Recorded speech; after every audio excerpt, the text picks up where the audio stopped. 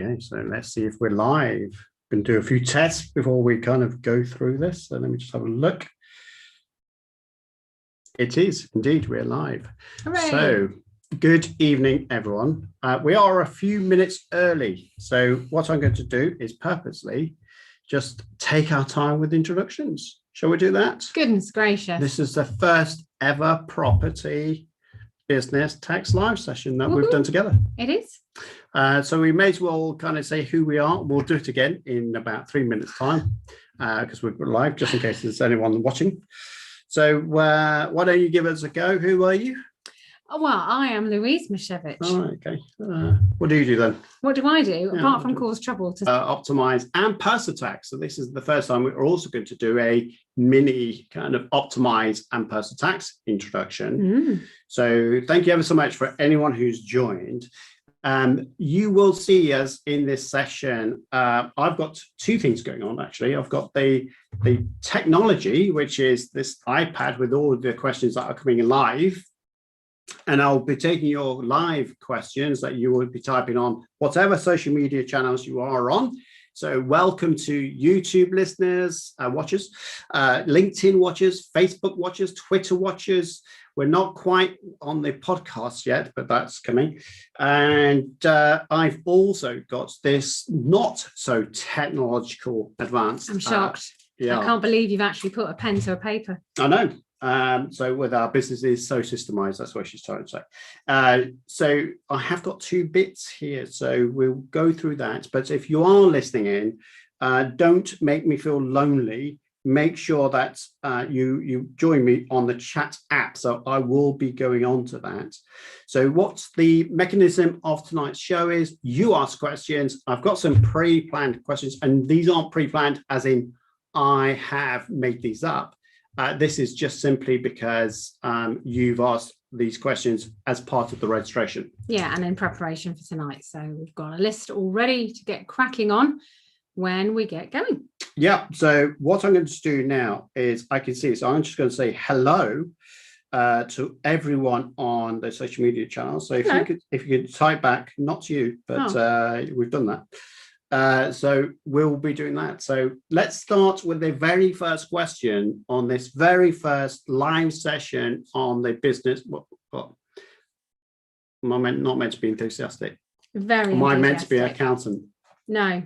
Okay, so we are enthusiastic accountants. Go figure. So this is from Arash. So Arash has got a. Hi, Arash. Hi, Arash. Hopefully you're watching live. I'm just going to see actually. I have no idea where people are watching or where they're seeing. So I can only see that they've got a number of platforms to watch us on. Amazing. But Arash has asked this question. He's got a house with an annex. Yes. He's asking, he's got a house with an annex which is connected.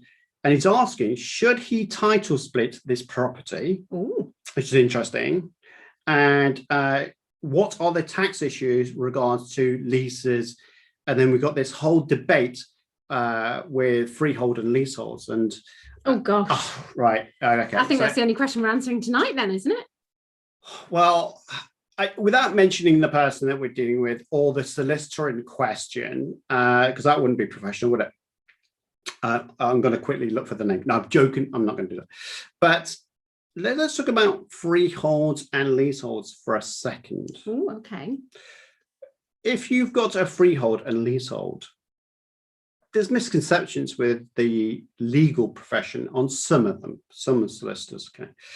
And it's this whole thing around about where can you have a freehold and where can you have a leasehold? As in what can own those? Entity-wise. Mm-hmm. So why don't you give us, whilst I just feel these other things coming through, why don't you give us your penny's worth of what, with everyone listening, watching, what is a freehold, what's a leasehold, and then where can you own them? Okay, so let's talk about it from not necessarily a legal angle, but from a tax angle. So a freehold is basically a property that when you buy the property, you're buying not just the bricks and mortar on the inside and the outside, you're also buying the land on which it sits. And you own that in perpetuity until you either sell it, rent it, or do something else with it. A leasehold is not desperately dissimilar in the sense that you own an asset in which you can live, potentially, or rent. But the key difference is you don't own the land in effect. And you must typically pay some form of recompense to the person who does own that land. And often that's an annual ground rent, sometimes it's described as. And then there may also be other service costs that that owner of the land imparts to you. So it could be maintenance of the grounds, it could be all sorts of different things. So in effect, if you have a lease on a property, it's likely someone else, or perhaps something else, as a limited company, as an example, owns the freehold. And those two things are then segregated. And you can start something off as a freehold and then convert it into a freehold and a leasehold. You can start with something that's already a freehold and a leasehold and convert it back to a freehold. So there's lots of flexibility. Now, the big question I've got is a situation whereby you've got a freehold.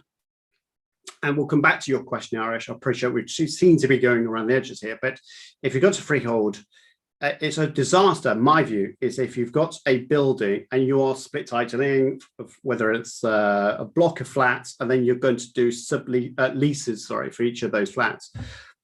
We've had solicitors, no names mentioned, I'm professional, but we've had people say that you should move the leases, not the freehold. Okay, slight problem there. What is that problem, Louise? Well, let's imagine you start off with a freehold and you decide that the right thing to do is to split it into the freehold itself and a leasehold. Typically, when you do so, the lease will be granted or issued for a certain number of years, more often than not. And sometimes you'll see properties leased at 999 years, which means you have the right to occupy that particular part of the building or the building for 999 years. You can even see them as little as, and often you'll see this in London, closer to perhaps 100, 125 years when they're granting a brand new lease. The issue is that when you do create the lease, let's imagine it's a 999-year lease. That means the freeholder can't take back the land and potentially the property on it for 999 years. So it's probably not worth a great deal at the point that that's created. And if he were to sell that freehold, he's or she's not going to get very much money for it, which arguably means there's possibly very little tax to pay, either stamp duty, land tax, as an example, for the purchaser. The leasehold, however, at 999 years is wonderful because that is very valuable. And so if you start looking to move a leasehold at the very basic of tax points, rather than the freehold, which is possibly worth very little, then the leasehold, unfortunately, is probably going to trigger stamp duty, land tax as it moves to the new owner, whether that owner is a partner or a limited company or something or someone else. So that's often the biggest issue we face. If anything, it's the freehold you might want to look at moving, not the leasehold. And that's not, I can't say that 100% of every time, but it's been pretty much every time we've looked at it. Yeah. I think it's a fair comment.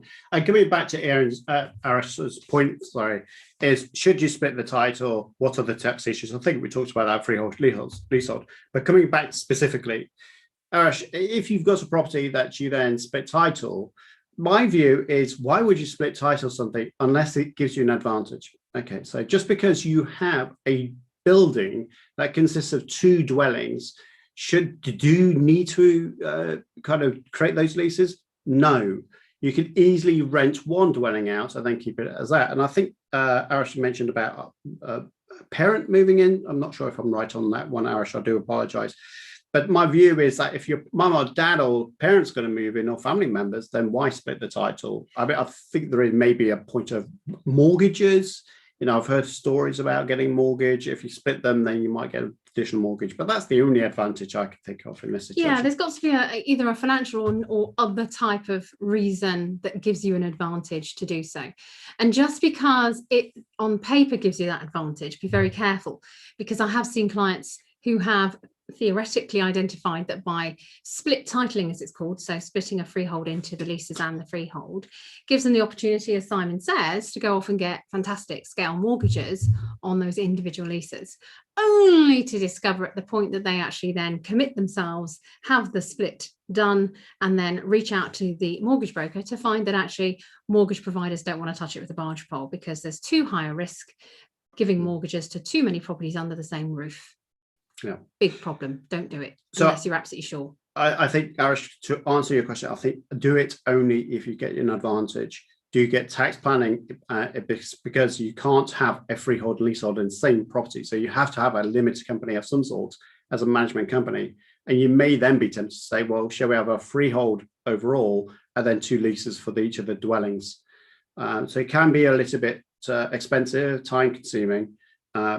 But if it's got an advantage from a mortgage perspective, then speak to your mortgage broker. And that's a really good point, to be fair, back to how you own it. So the fact that you might have bought a freehold in your name, in a limited company, the moment you split it into even a single lease and a freehold, although I can't imagine you'd want to do that, it's got to be more than one lease to make it worthwhile, you can't now have all of the leases and the freehold in the same owning entity, whether that be your personal name or a limited company or whatever.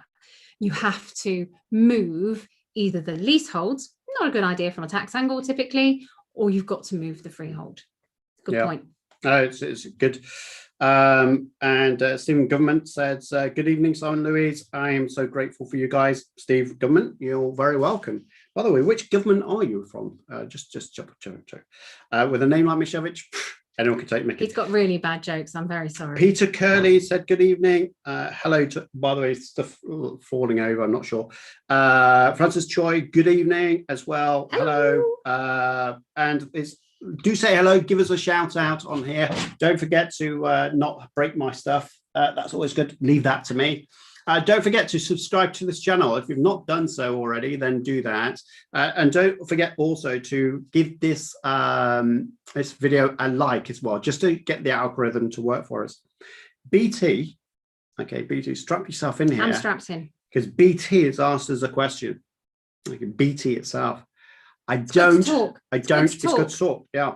I don't think it's British Telecom though, because they're talking about incorporation, albeit, I have to say, great groundbreaking news from the property expert panel. I'm not kind of trying to market other events that we do. No. But that's the first Monday of every month at 8 o'clock. But apart from all that, 7 o'clock. So 7 o'clock, yeah. Well, you can watch 8 o'clock and then be late. So incorporation, the big question that BT's asking, and it's not obviously BT, but they're talking about incorporation and they said, what happens to the deferred CGT? Now, let me just put this into context, because when you've got a property portfolio and you meet all the conditions, let's not go into that, but if you meet all the conditions of incorporation relief and you put your properties into a limited company, you should pay capital gains tax, which is based on the market value at the point of incorporation, less the purchase cost, less any capital costs that you've incurred. Well, that's deferred. And what basically means is that the properties of value of properties going to the company, let's say it's $1 million, your share value, your Dean share value will be $1 million less the CGT that you've deferred in terms of corporation. So whatever you have deferred is reducing your shares. So when you sell your shares of the company eventually, someone buys that, then you've got a heftier capital gains tax. So you never really, when people talk about incorporation relief, it's not really a relief as such. Delay. It's maybe it's a delay. Maybe they should call it the incorporation delay deferral tactic. I can tell you're an accountant. Moving on. So to answer your question, BT, if you've got a property that's incorporated and you've gained a benefit from CGT relief, then you will pay that CGT upon sale. Interestingly enough, why sell the business? Right? Well, I was about to say, I like that comment upon sale, because it's not upon the sale of your properties inside that business. True. It's only at the point at which you sell the shares of that business. Just saying, but I did say shares. Just saying, hashtag. Just bringing it to life. Winner, chicken dinner. Just bringing it to life. From a vegetarian. And what CGT do you pay in a company compared to in your personal name? Is it corporation tax is 19% actually, yeah. Compared to what you pay in your personal name, which could be as high as 28%, or even more if Rishi Sunak and the Office of Tax Simplification. Who are they simplifying it for? Just remind me. For themselves. That's right. Yeah. Don't go out, but they will. Okay. So you isolate, we can't isolate. You know, that's double standards. Moving on. Moving on. BT, that was a great question. Thank you. Thank you. Louise is trying to dig me out of a hole. I'm putting myself in. So Bala and Rick, funny enough, I've asked the same question. Hi, Bala. Hi, Rick. Hello, Bala and Rick. Hopefully you're watching tonight. They have asked the same kind of question. Okay. How to take money out of a limited company. So all these questions, they could be an hour long on their own. They could be, but awesome. we're not going to do that. I'll leave that deliberation with the property expert panel, which is the first Monday of every month at 7 p.m. At 7 p.m, not 8 p.m. So I'll leave that with them guys. But for us, we're going to keep it short and sort of concise. I think that's the best thing about this channel. It's only an hour long. It is. So if you've got a limited company that's got all the rental income from these properties, it's generating a lot of profit and therefore cash, it sits in the business bank account. What people don't always appreciate is that the money in that bank account owned by the business, it is not owned by you. So we do see a lot of times when people have this money in their limited company and then just take it out and not think about the tax consequences. So how can people take money out of a limited company without going through the 20-point checklist that we've got in our tax notes? But what are the most common things that people can do? I would say there's probably 3 buckets in the ways that you can take. If I jump at the highest level for me, the first bucket is to take out pure cash. And typically that's going to be either as a form of salary, maybe as a portion of dividends. If your company has made enough profit to do so, dividends can only be taken on profits. And maybe even perhaps paying back some director's loans that you have given the company over time. So that's one method. The second method is not really getting the cash, but having the company pay for something for you that otherwise you would have had to put your hand in your own pocket to pay for. So there may be some forms of medical expenses that you've got to incur that your company could pay for legitimately.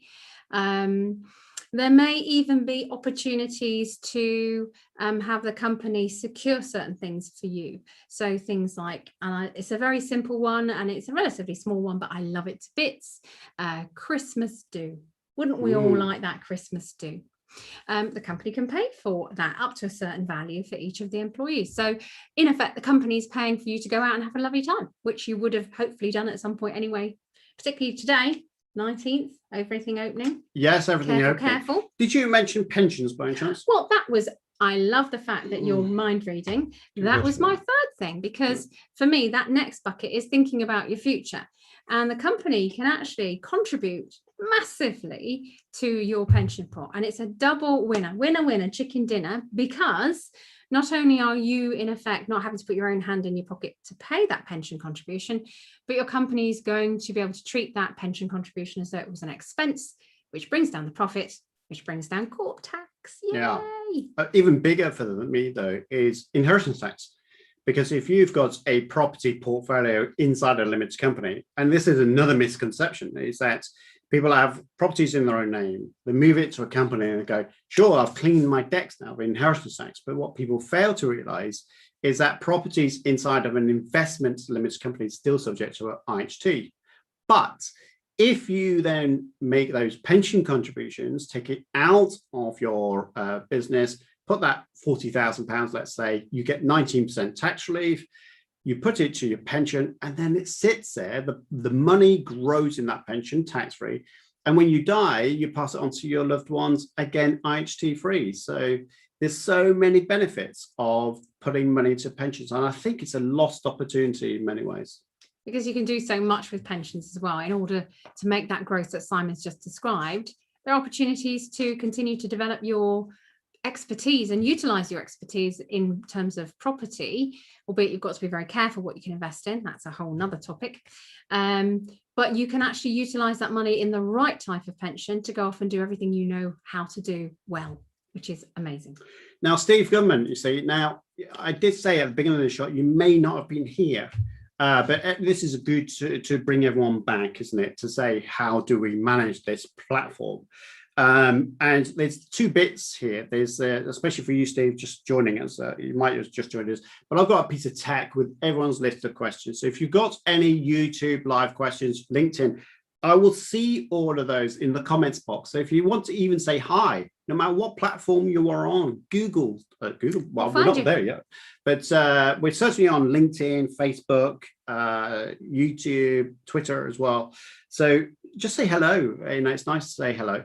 And the other side to it, Steve, is I had this other piece of tech earlier, very expensive, as you can appreciate. It's got no warranty. There's a lot more huffing and puffing in its creation, I have to be honest. It was, yeah. But Steve has asked a question, and it's a good time because we talk about limited companies, and this is how I need to dovetail. But Steve did ask a question. He's asked it on live because he doesn't trust me. So I don't know who he's speaking to in Not Optimize, but he clearly trusts them guys, and then not me. So that's fine. Hey, Steve, I'm not, so that's fine. You can leave it there. But the question they had was, what's the difference between an LLP and a limited company? Oh, blimey. These are awesome questions. That's a corker of a question. Yes. So why don't we make a start? Let's talk about legal for a second, because there's two aspects of entities, I think. There's the one that deals with legal protection, and there's one for tax. Okay. So why don't you start us off from the legal perspective of an individual versus an LLP versus a limited company? What's the legal protection around those three? Ooh, okay. So right, okay. Limited, I'm going to start with person. So individual. I'm quite a glass half full girl, so I'm going to go glass half empty now. Let's imagine you've got a business activity, whether that be rental or something else in your personal name, and something goes horrifically wrong. So as an example, I know someone who had a tenant, they managed to blow up the house and themselves. Thankfully, I don't know how they managed it, but they managed to get out safely, thank goodness. But they managed to blow up the house. It was literally blown apart. Something to do with gas cooker and trying to siphon off gas. The issue was that the tenant got very badly burnt, and the next door neighbour's house was completely wrecked as well. And as a consequence, yes, there was an insurance claim and all that jazz, but there could have been suing going on as well. There could have been a lot of liability. On that occasion, there wasn't, but there could have been. And that could potentially have put everything in their personal name at risk in terms of being able to pay any damages that might have come out of that. So in your personal name, whatever you own in your personal name is at risk if you're then personally sued.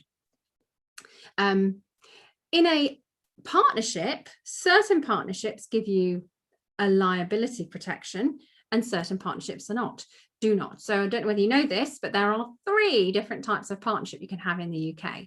So if you have a limited liability partnership, LLP, then that affords you some protections just as a limited company does.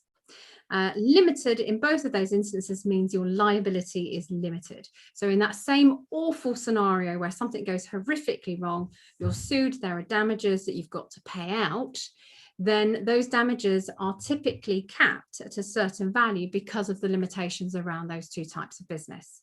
If you're in the other 2 types of partnerships, I won't bore you with too much, there's a potential that you've got higher liability, more akin to just having things in your personal name.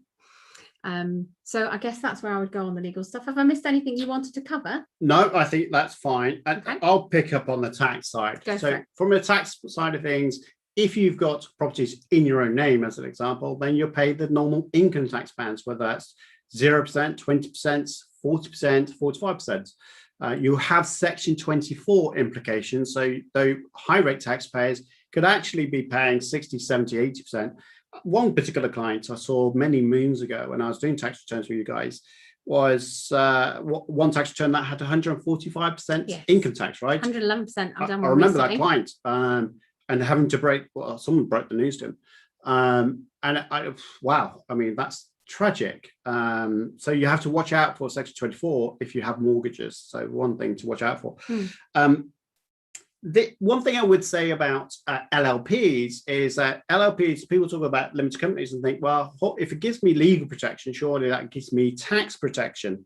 And unfortunately, it's like having a house alarm with no batteries because it gives you zero protection.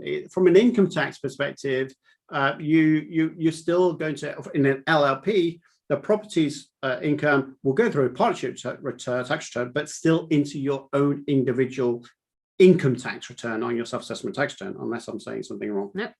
So that means that the reason why I'm looking at this is because I don't do any tax returns. I know that sounds really odd, but I don't. It's because I'm disastrous at it, to be fair. Even when I do my own, Louise has to correct them every single year. I now have to not do my own, which is safe for everyone, including me. So from that side of things, an LLP is not great. The only company structure or entity is the limited company. That is the only entity that gives you that tax rate of 19%, albeit we could talk more about where it's going in the future, but we won't for today. But that is the only entity. So if you look at all those kind of buckets and whatever troughs, if you're a pig, and I don't know why I went with that, but trough buckets. We'll stick with buckets. We'll stick with buckets. I'd still, the word buckets is just feels like you put rubbish into it. High-end shelving. So if you've got high-end shelving, then the limited company is the only one on the high-end shelf that gives you that benefit from a tax perspective. What you still have to bear in mind, though, when people talk about shifting stuff into a limited company, like a property portfolio, I do say to people, even though you can get these reliefs for stamp duty, land tax, and CGT, and whatever else, what people need to bear in mind is that at some point you still need the money out. So anyone that has a property portfolio and needs all of them, I know one particular client, lovely, but she told me once that she needs every penny for her lifestyle. A limited company is suicidal. I think if you have a limited company, you pay greater amounts of mortgage interest. And if you're going to say it's got £100,000 profit, I'm going to take it all out. Well, you've paid 19% plus you pay an income tax. You actually pay around about 2-3% more than if you left it in your own name. So you have to be careful with that, right? I would say of all of our clients that we see who think or anticipate a limited company could help them, of the 10 that I see, 6 of them it will, 3 of them it definitely won't, and perhaps 1 it's kind of borderline. So it's not always they're in the that case. void period, are they? They kind of no, they're not in a bucket. Sit on the fence. They're not in a bucket and they're not in a trough. Splinters up the backside. No. Kind of hurts. Ouch. Right. So let's move on. Darshan. I recognize Darshan actually. Hi, Darshan. Hopefully you're well. So he's got property in personal names. This is the seller. This is a really fascinating kind of scenario. So what he's got is that there's a seller who has got commercial property, I believe it was, but he's got property anyway. And it's in their names. Okay, so he wants to buy this property portfolio. So the seller's owning it personally. So he owns it personally. And what Darshan is saying is, well, could we get them to incorporate it so that he can buy the limited company? Darshan can buy the company. Great idea. And we'll come on to that first. And then basically save on tax. Now, here's the thing. I want you to think about this. Picture the scene, guys. I want you to see a house in front of you. To be fair, I don't want you to go outside. That'd be ridiculous. You're talking to us right now. But you picture a scene that you're going to buy a house and you're thinking about taxes. To be honest, it's not the thing you would do. But, let's try and imagine that's what you do. Well, enough said. Sorry. So buying a house, you've got stamp duty, land tax to pay. Woohoo. Right. So that can be quite high. You got the Rishi Sunak holiday period. That's nice, but that's gone away or going away. So you got stamp duty, land tax, and that's pretty much it. Now, the big thing about that is if you are buying a big portfolio or a property portfolio, you've got 2 levels of SDLT. You've got the residential rates plus the 3%. Let's not forget that. Joy. And if you're foreign, 2%. Happy days. So there's 5 SDLT tax there, isn't there? So you got this SDLT total tax charge if you buy the property. But as Darshan is kind of beautifully asked a question and poised it for us to answer, was if you buy the limited company, what's the stamp duty, land tax, or in fact stamp duty, forget, on buying a limited company with the shares, and what's the value based on?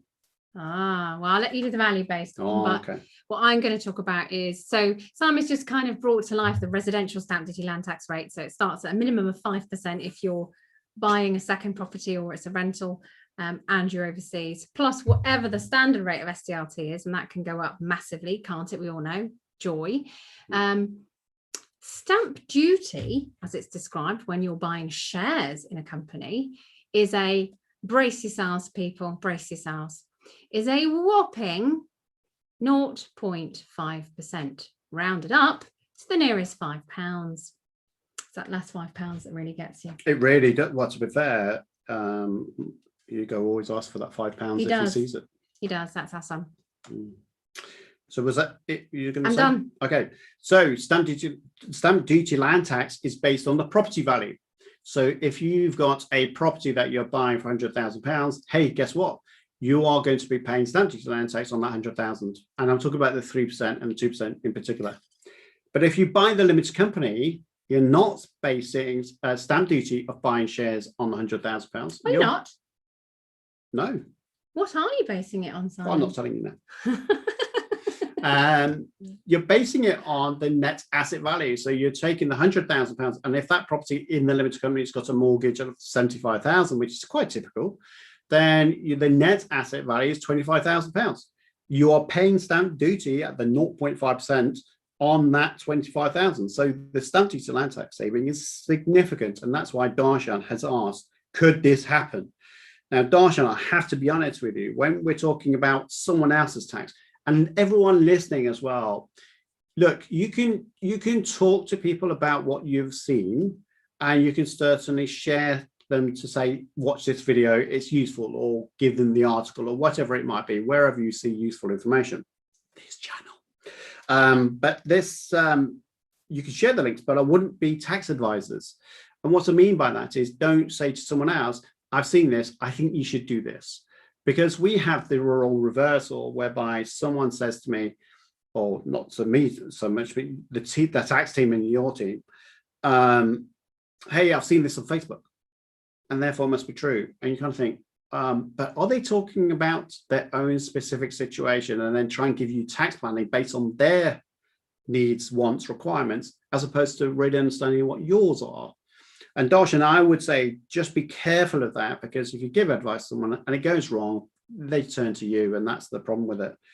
So should they incorporate? Big question. I mean, that's huge. And I think in terms of trying to answer that question, even on this show, would be near on a possibility, even if we tried to do it in an hour.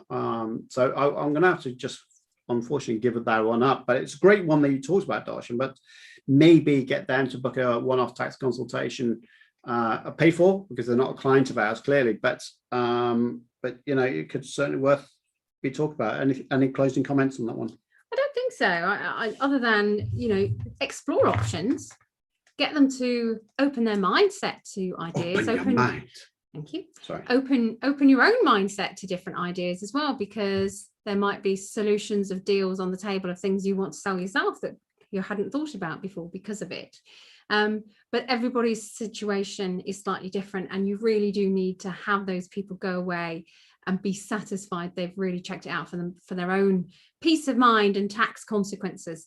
Because whilst it might look a cracking way of doing it for you, it could be absolutely a massive tax death knell for them. At least to say, go do it. Sounds brilliant. Now, anyone listening, this is a live session. Again, I will just repeat this. Make sure you subscribe to the channel. Make sure you click the like button just to say thank you for being comedians. So I think that would be quite a good thing. If you love my jokes, you know, give me a thumbs up. If you don't like my makeup, give me a thumbs down. It's up to you. He did it all himself. I did it all myself. As you can tell, I look 24. And on Zoom, there is this special touch-up feature. That's why I actually look 185. So let's move on. Well, actually, before I do, if you've got a question, make sure you type those questions into this live session. We can respond we'll do our best to to get as many as we can. I can see all your comments. So even if you want to say hi, that would be great. Just say hi, and we can give you a shout out. Some channels charge you for that. We'll do it for free, just because we like you.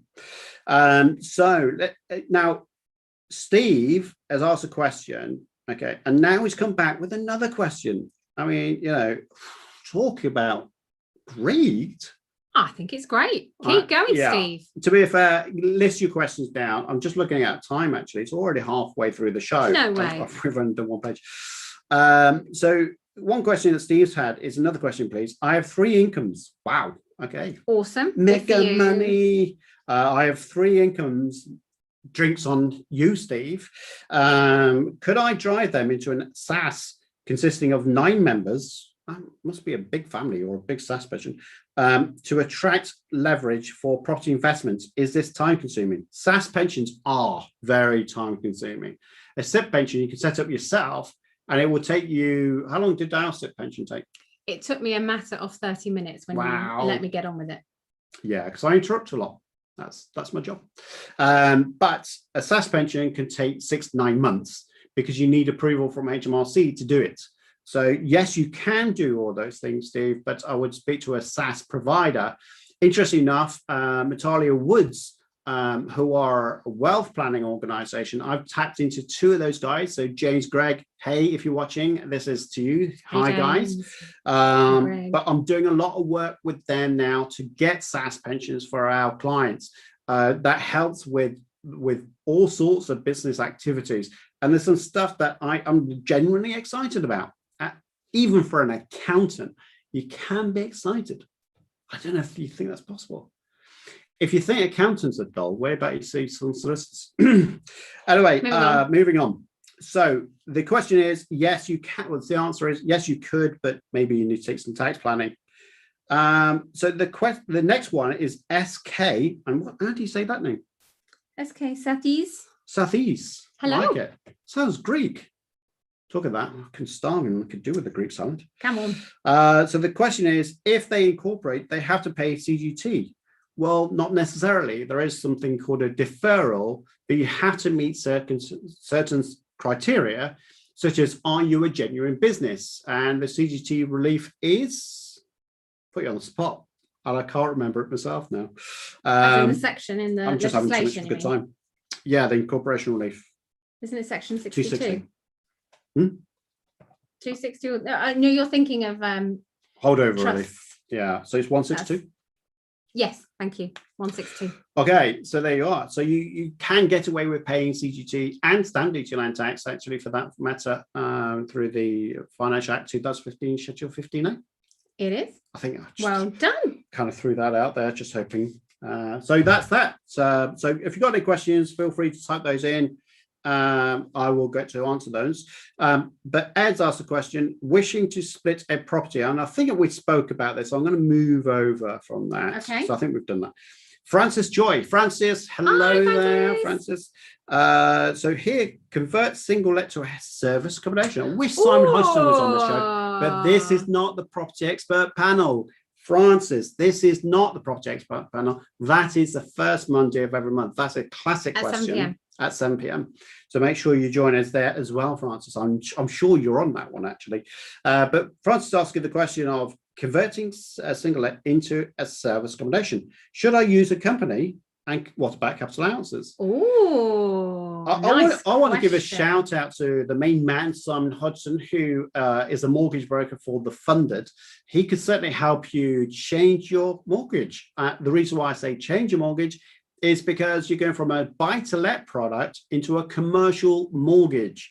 So if you're doing any conversions of any type of activity in a property, you also need to change your mortgage product. How many of you know that? Yeah. It's not something you think about. But Louise, over to you. Service accommodation and normal property. I mean, does it make any difference if it's in your own name or a limited company, based on if it's a property? Well, there's so many decisions and so many reasons and characteristics you need to take into account as to whether it should be in your personal name versus a limited company. We kind of started to discuss that already. The one thing I would say, if it's serviced accommodation and it's genuinely serviced accommodation meeting help sheet 253, go Google that, that's a HMRC. You're just reeling them off tonight. I know. Help sheet 253 tells you all the conditions you need to meet to make it serviced accommodation that's worthy of some cracking tax reliefs. Okay. So if you have it in your personal name and you convert it from a residential property into a serviced accommodation, meeting that important help sheet 253, that's right, then you are no longer going to be bound by Section 24 rules. In other words, you're going to be able to apply all of the mortgage interest costs that you're incurring against that rental income, helping bring down the amount of profit, helping reduce your tax. Awesome. If you happen to already own that asset in a limited company, then Section 24 didn't apply anyway. So that relief really isn't going to help you, but it's really helpful to you if it's in your personal name. Capital allowances is also going to be an awesome joker card in your pack, whether it's in a limited co or whether it's in your personal name, because serviced accommodation meeting, yeah, you guessed it, help sheet 253 conditions again, may enable you to access some fantastic depreciation allowances that allow you to set some of the parts of your building, quite frankly, the costs of parts of your building, against the income that you're generating, again, to bring down the amount of profit and again, to minimize your tax. And those benefits can help you either inside the limited co, if you own it in the co, or in your personal name if you own your personal name. So there's no differentiation. There's no stopping you from benefiting. So it's an awesome thing. I should stop there. No, absolutely. It's good that you talked about that. The one thing I was going to mention is if anyone's listening to this show and you're from Hong Kong and you think about coming to the UK, there is a live session coming up next Thursday called HK to UK. So if you've got any Chinese friends thinking about moving over, some Hong Kongers coming over, then please ask them to come over. Ngoi. That's thank you. Good on my. Okay, so let's. He won't be hosting the whole session in Cantonese. In Chinese. I can tell you now. Proper. I can even do it in Mandarin and Cantonese and Swahili. He can't. He can't do any of those things. Can do it all. I'm brilliant. He can just do it in Nottinghamshire. So Kudirite is asked best group structure for buy-to-let flips and SA. Ooh, these are absolutely cracking questions, guys. That's a meaty question, right? Yes. So what we're talking about typically, when people talk about best structure, especially group structure, they talk about a host of limited companies. Now, years gone by, I would have been along with many other accountants say you just need one holding company, and underneath that you can have a flip company which buys, sells assets, and then another company to buy and rent properties. Now, let's just stay on that triangle, if you like, but why would you not have a flip inside of a buy-to-let investment company? Well, for me, personally, the biggest reason is nothing to do with tax, nothing to do with accounting, all to do with risk, quite frankly. So back to the comment we were talking about in terms of liability and liability restrictions, whether it's in your personal name or in a limited company. Imagine you've got all your assets in one limited company and you save yourself an absolute ton of money because you've not got 3,000 other separate limited companies running lots of different things. The issue is if something goes horrifically wrong in that company, either on a development you're working on, which let's face it, walls get knocked down when they're not supposed to. I was actually thinking that you're getting in the way of my YouTube channel. Or indeed, something goes wrong in your rental. So someone falls down the stairs and they sue you. Again, back to the damages point. Anybody would think I'd be worried about damages here. Back to the damages point, you could lose everything, absolutely everything in that company just because of that. So it's about eggs in one basket and ideally not having all eggs in one basket. That's why I don't like it. No, because it can be scrambled. So let's. They get worse. Yeah, don't worry. I mean, it's. I feel boiled in here. Oh. I feel like I boiled an egg. Please move on. So the other side to that, thinking back to that triangulation piece, why do we no longer say have a holding company at the top, owning a flip company, which is a trade, and an investment company? What tax is a huge damaging effect? Please tell. On the spot. So is inheritance tax. So as I mentioned earlier, inheritance tax is subject to investment companies. So if you have properties that are rentals, then they will always going to be subject to inheritance tax. And a trade company isn't. You can actually do something called a holdover relief, which then alleviates the pressure of inheritance tax. So it's good tax planning.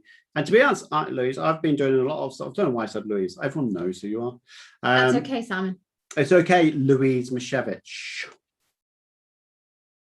we'll move on. So, so she's got, not she, but as Cat's mother, as my grandmother would say. So you got this trade company and you got this investment company. Don't put them together, because in the holding company now you're meshing two things together, trade and investment. And the problem is with that is HMRC can start to say, well, we want to place a higher value on the investment company and start shenanigans with you or your estate. And let's be fair, if you are gone, as in left this world, that's why inheritance tax is there, then who's left to really defend this? Well, your estate. It could be your kids who are grieving for you. You've got all sorts of problems with that. So you might end up creating an inheritance tax time bomb, to put a description on it. So I always say that if you're going to do a group structure and contracts, if you're doing some flips and then buy to let and service accommodation in itself is a trade, but you don't want it in the same trade company as a company that does flips, because if you something goes wrong with that trade flip, and it could affect your other assets in that same company. So you want to, maybe if you're doing flips, maybe open one company, close the company, and then put the money back and forth to the holding company. And that's the most sensible approach. And when Simon says open and close it, it doesn't mean literally that fast. He means open it, do the work in it, develop it, sell it, then close it. All the above. Yeah. But the service accommodation could also be there. And then your investment companies isn't owned by that holding company. So the flips, many companies may happen. And then you've got your service accommodation, one company, that might be fine to have 5-6 properties, and then maybe get a second one after that. But that bunch of activities can be put under one holding company, and it'll be trade, and you get away with inheritance tax with some good, careful tax planning. The investment side, you buy to let portfolio that you buy and hold to rent out, just have that as one company. That will be subject to inheritance tax.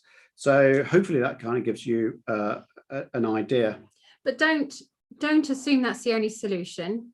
And it's, as Simon has already said, it's about, the angels are in the detail. You've got to really get to the level of details, because I've seen very recently for a client where we've created the parent company almost being a investment company, as in a rental company, and we're hiving off from the bottom of that a development company for a number of opportunities in terms of things like VAT, in order to build out and complete the works. And once that's done, those assets, or some of those assets, will move back up into the rental company, and they'll rent them out forever. And some of those assets will stay in the development company and be sold off from that to someone completely unconnected. And then the development company will be closed. So it's really about getting under the skin of what it is you're trying to achieve, and then making sure the structure is set up. Yeah.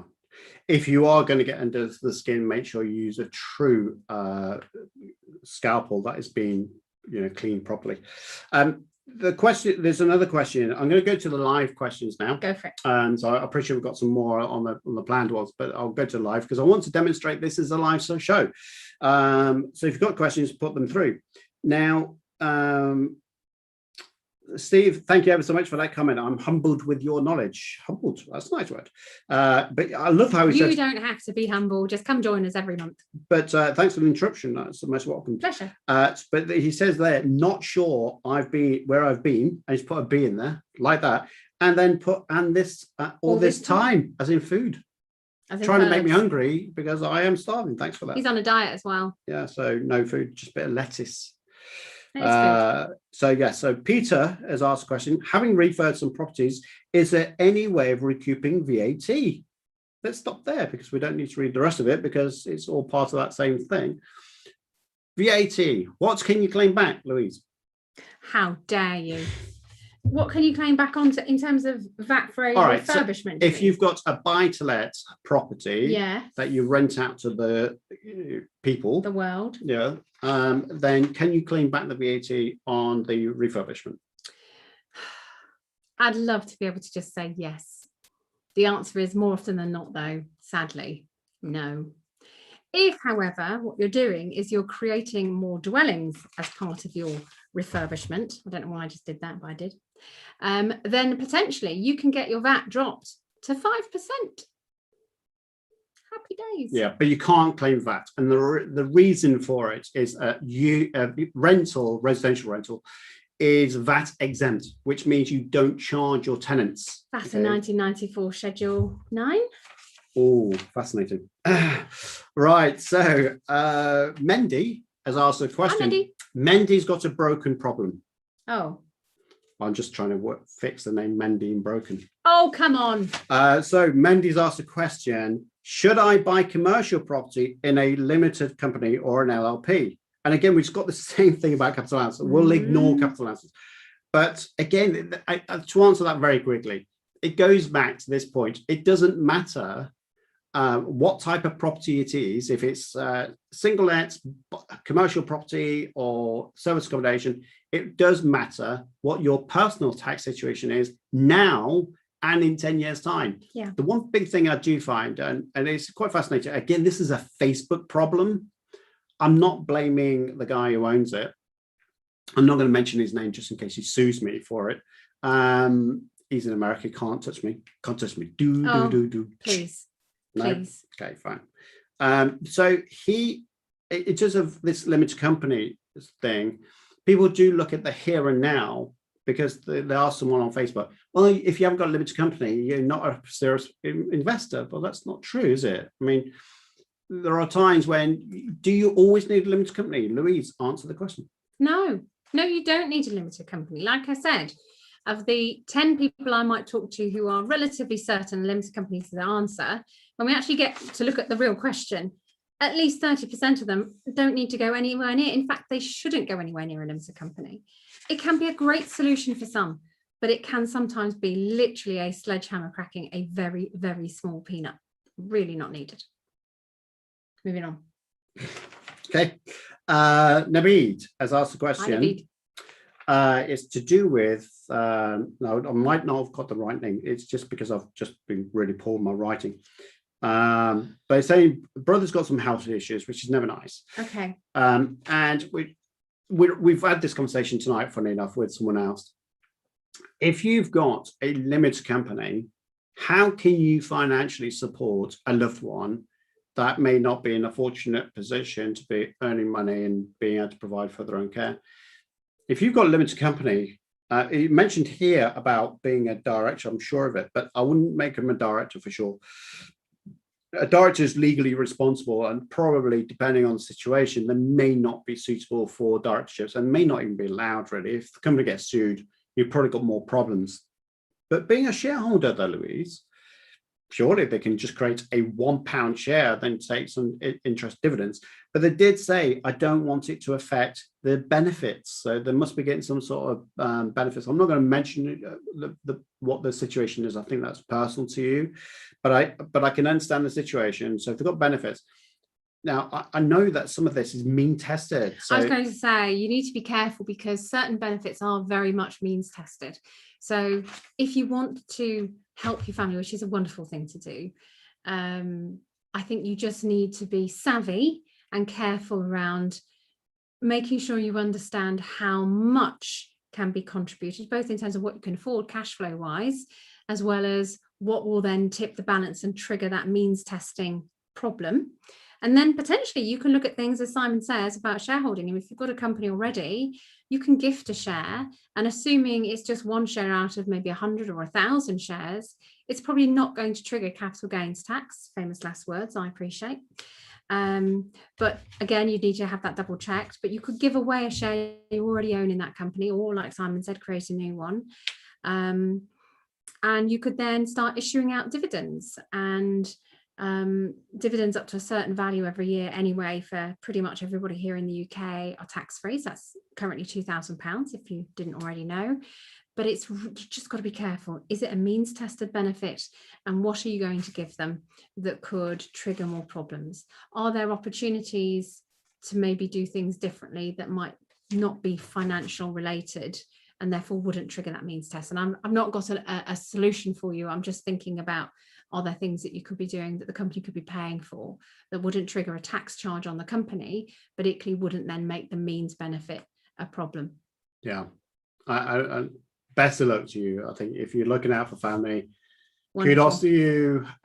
Get some planning around that. But like I say, just the benefits offers are very helpful. So do ask them. those Citizens Advice questions. Bureau, they're brilliant. Yeah. I think it's worth just testing out for that. So do test those out. Visal, is that right? Visal? Visal, yes, Visal. So Visal, hi Visal. Hopefully you're well. He's asked a question. CGT. This is a classic.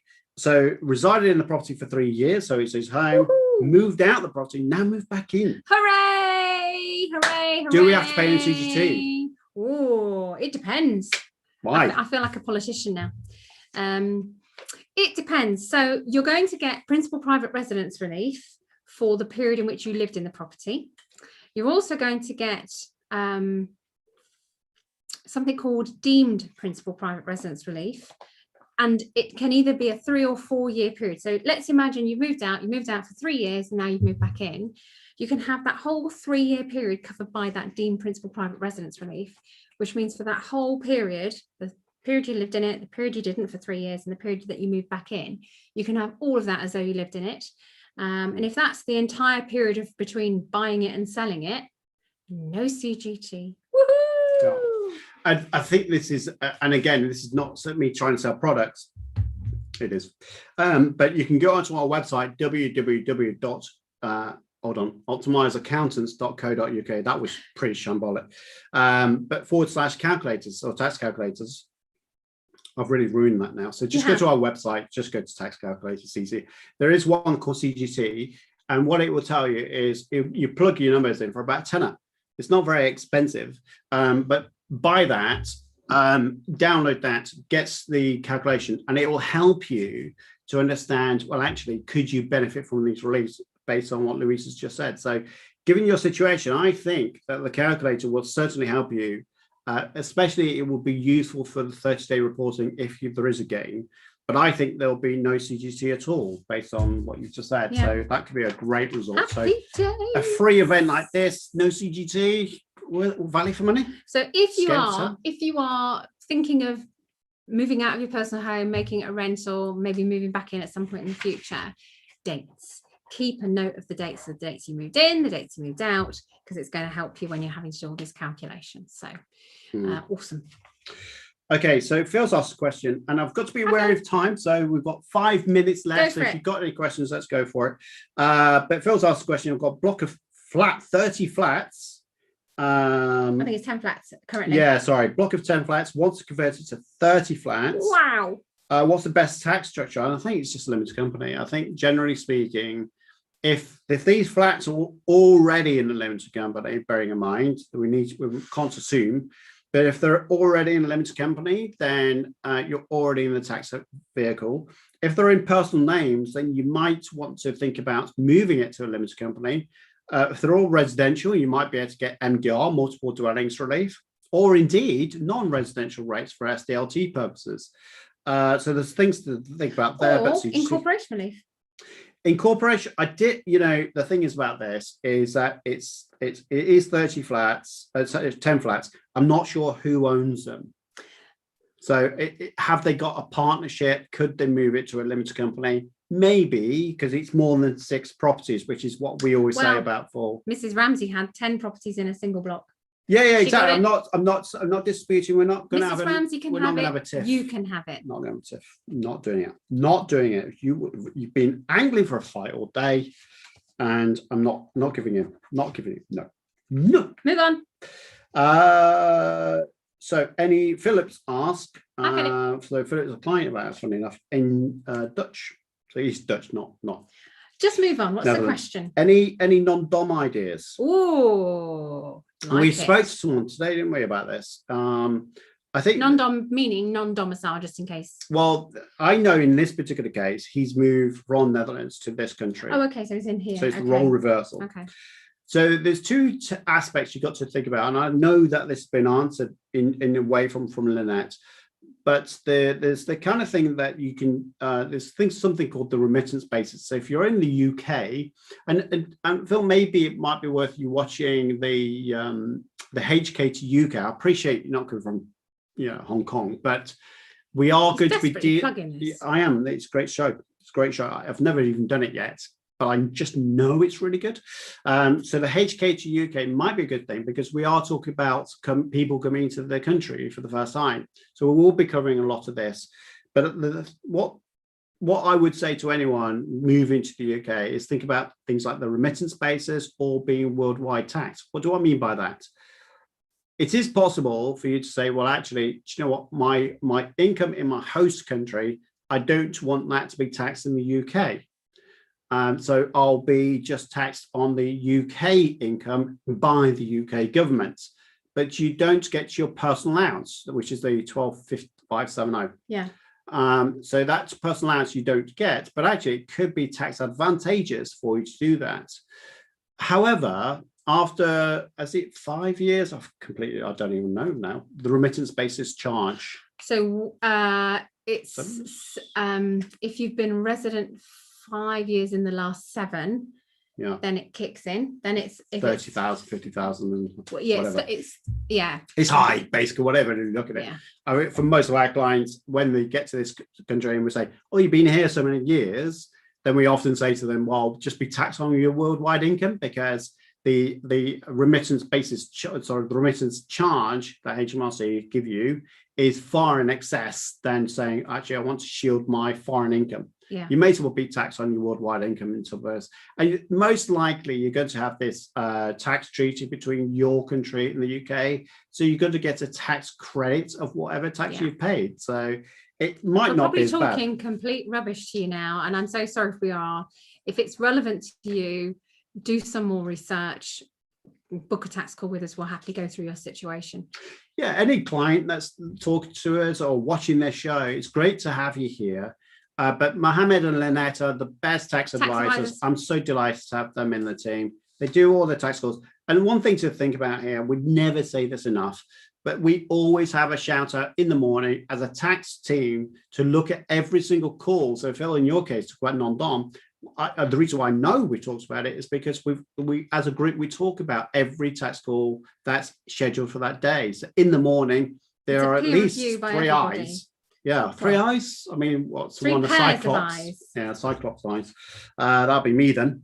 So yeah, so hopefully you go for that. So I think in terms of questions, there is one more. Have we got time? I think we've got one more. 1 minute. All right, we could do it. We could do it. Okay, married couple. One's a high rate taxpayer. One's a basic rate taxpayer.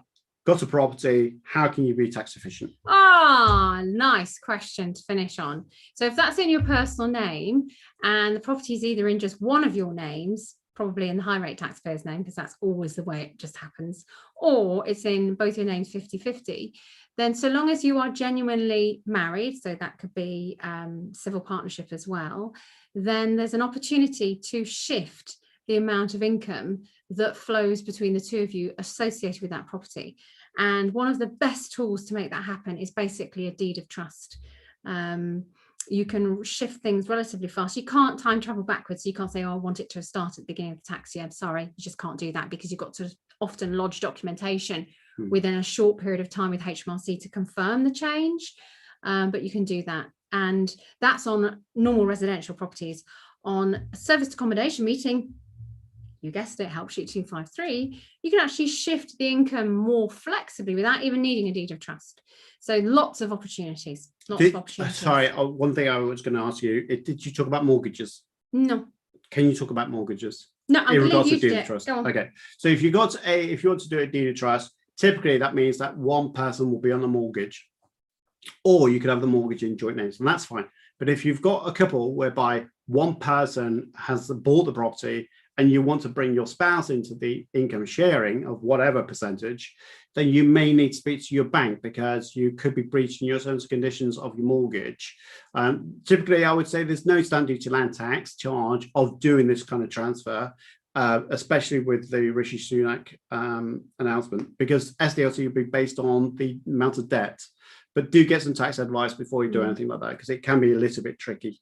So that brings us to a close then, guys. This is the first show that we've done it. Hopefully you found it useful. Please do share with us, because this is very much an experimentation. I'm not sure if I'm going to have her back on the show. How dare you. I might just call it the Simon Show, because my ego is the size of a planet. Ego was, by the way, in Guardians of the Galaxy 2. That was also a good film. Quick shout out to that. Get it on Amazon. There's a link. No, just keep going. Right. Well, that's all I'm going to say then. So thank you ever so much, Louise. And thank you, Simon. yeah, well, gosh, a minute now, honestly. Let's carry on until midnight, so I don't get into trouble. So thank you ever so much. What I would say to you is that the first Monday of every month is a property expert panel. 7 p.m. 7 p.m. And this is going to be a show on the third Monday. So if you could just 8 p.m. in the comments box as we finish off, please do type in what you thought about the show, and we'll be fluid and adaptive. So if you've got ideas, then share those ideas with us. It'd be good to know, so we can experiment and improve the show as we go over time. But we'll see you on the Monday, the third Monday of every month at 8 p.m, not to be conflicted with the property experts panel at 7 p.m. on the first Monday. So I shall say goodbye. I shall say goodbye too. Thank you ever so much for joining us. And go enjoy the rest of the sunshine that is out there. And hot evening. And for Steve Government, I'm going to say, yes, I am indeed good to have that time. So thank you ever so much for that idea. Cheerio. Bye.